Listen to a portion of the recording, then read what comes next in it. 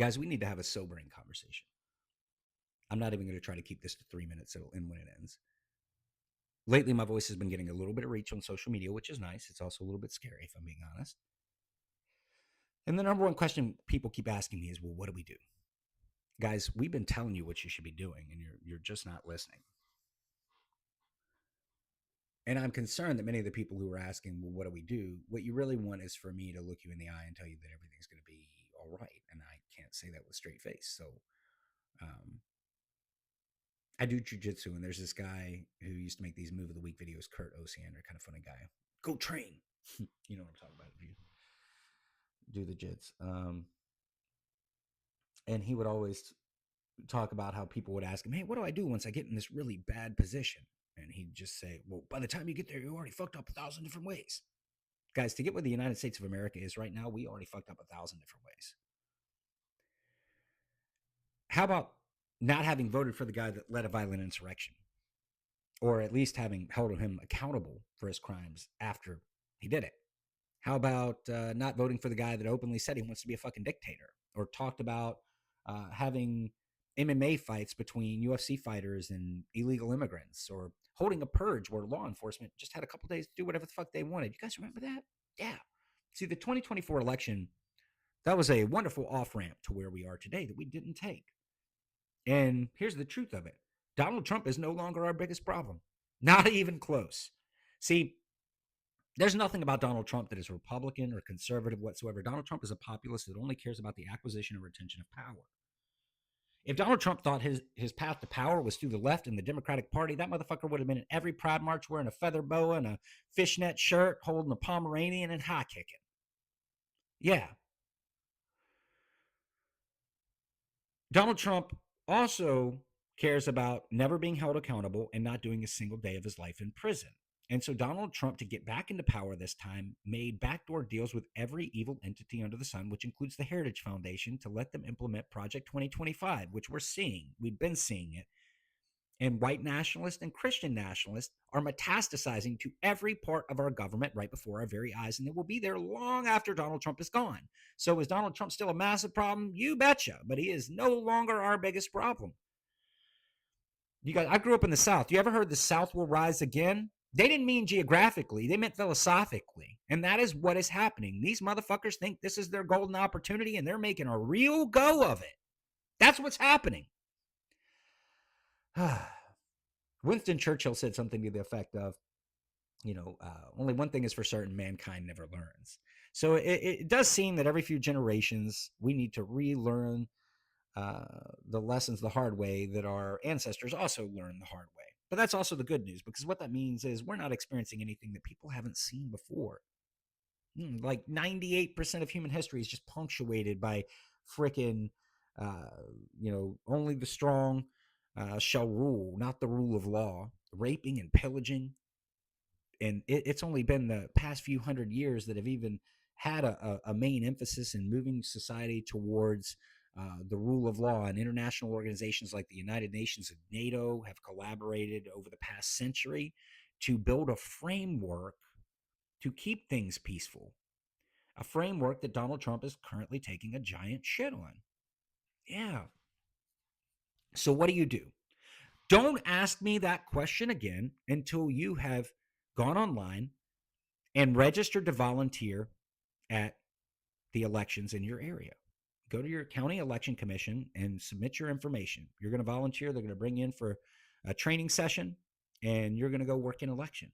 Don't ask me that question again until you have chosen at least one candidate that you care about, that you would like to see get elected, who is running for office locally, and you get involved, and you're going to go knock doors or make phone calls for them, or both. Your state capital, whatever state you're in, that state capital building, that's a public building, guys. City Hall is a public building. Yeah.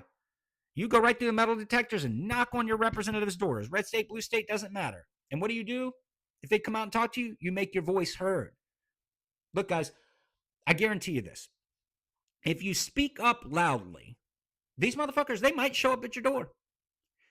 But if you don't speak up loudly, they'll definitely show up at your door, and everyone else's.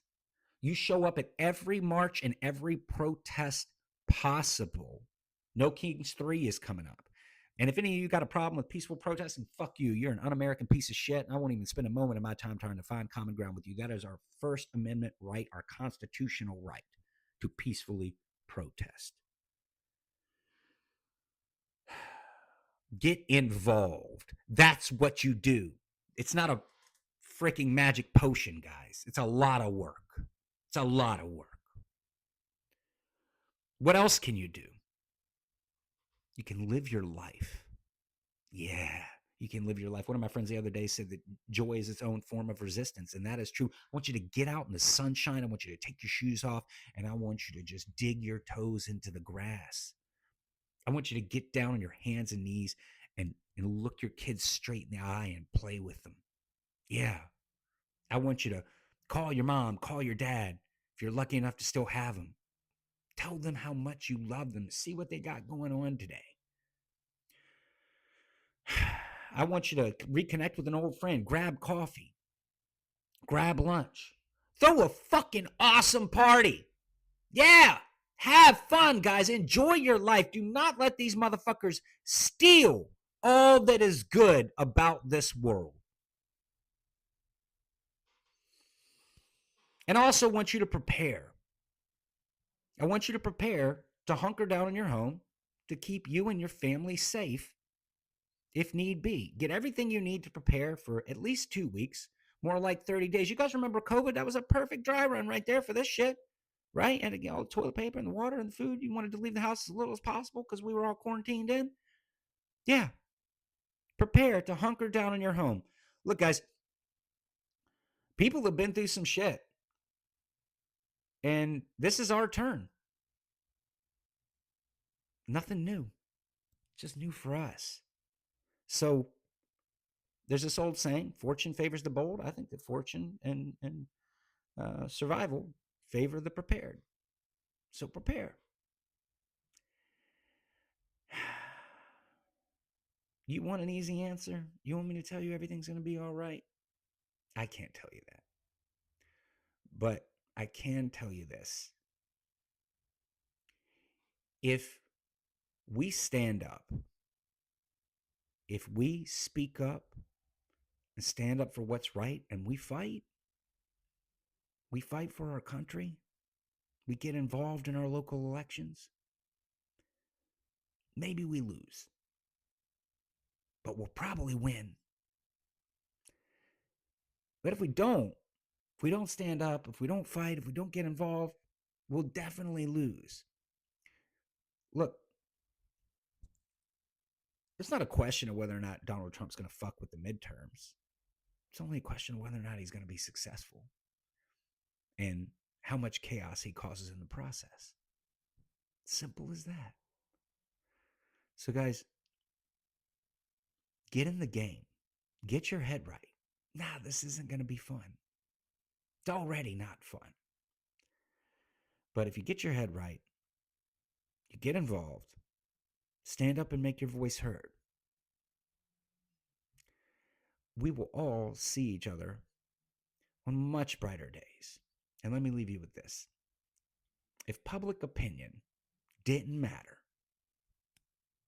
these motherfuckers wouldn't spend so much of their time and resources trying to manipulate it. Have a good day.